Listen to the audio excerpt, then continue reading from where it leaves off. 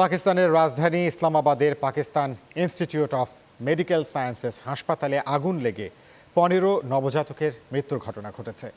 আজ হাসপাতালের শিশু ওয়ার্ডের নার্সারিতে এই আগুন লাগে। এ ঘটনায় শোক জানিয়ে দেশটির কর্তৃপক্ষ একটি তদন্ত কমিটি গঠন করেছে। বিস্তারিত ডেস্ক রিপোর্টে। Pakistan institute of medical science হাসপাতালের নবজাতক কক্ষে হঠাৎই ভয়াবহ আগুন লাগে। সকাল 6:45 হাসপাতালের ওই ওয়ার্ডের ভেতরে আগুন লাগার খবর পেয়ে দ্রুত ঘটনাস্থলে গিয়ে আগুন নিয়ন্ত্রণে আনে ফায়ার সার্ভিস। তবে ততক্ষণে পুড়ে মারা যায় 15 নবজাতক।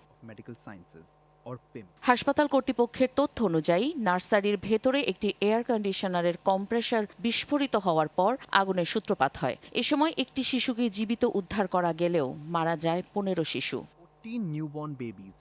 এদিকে ঘটনাটি তদন্তে অতিরিক্ত ডেপুটি কমিশনারের নেতৃত্বে একটি তদন্ত কমিটি গঠন করা হয়েছে। জেলা প্রশাসন জানিয়েছে আগুন লাগার কারণ এবং কিভাবে ঘটনাটি ঘটেছে তা তদন্ত করে দেখবে ওই কমিটি। কাজী ইশরাত জাহান দৃষ্টি, চ্যানেল 9 নিউজ ডেস্ক।